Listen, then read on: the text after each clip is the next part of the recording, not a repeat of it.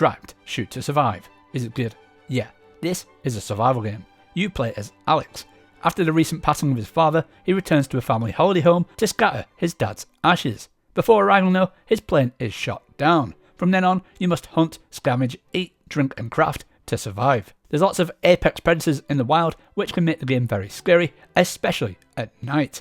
Before getting the head torch, I dreaded being in the middle of nowhere because at night it is so dark that you can't even see your hands in front of your face. I love this as it made the game very realistic. It's not just animals you need to contend with, there's a whole gang of humans that are out to get you. This means there's danger around nearly every corner. Unfortunately, this game suffers from a lot of audio issues.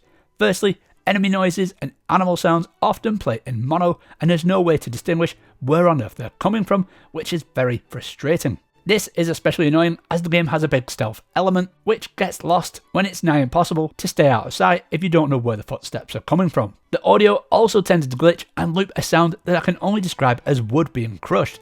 This was so annoying and it would only stop after quitting and reopening the game. Enemies don't have many lines of dialogue, so I heard the same 3 lines hundreds of times. As it's a survival game, you need to craft, cook and drink. All of these elements were good. I tended to fill up my bag until it was full and then limp back to my cabin. Here, you can craft weapons, ammo and general upgrades. The game's loop of getting better gear was great and highly rewarding. The crafting is quite in depth with, for example, when you're making ammo, you actually need to put gunpowder in the bullets, which is fun. Throughout the game, you get a big arsenal from rifles to bows to a shotgun and a pistol.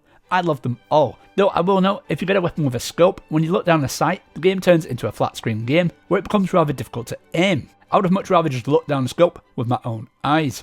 The game is really forgiving if you drop something. Anything dropped, from weapons to ammunition, is placed in your backpack, which I really appreciated. Though at one point the game did glitch and I lost all my ammo, which was annoying. The game's story is fine. It's not needed, but it keeps you pressing forward through the world. It's told via the main quest line. There is side quests, but for the most part they're just tutorials of how to survive by making campfires, bandages, etc. The game's graphics are quite good, and the frame rate is relatively stable, bar a couple areas where it drops to uncomfortable levels. That was Tracked, Shoot to Survive, and I'll give it a 6 out of 10.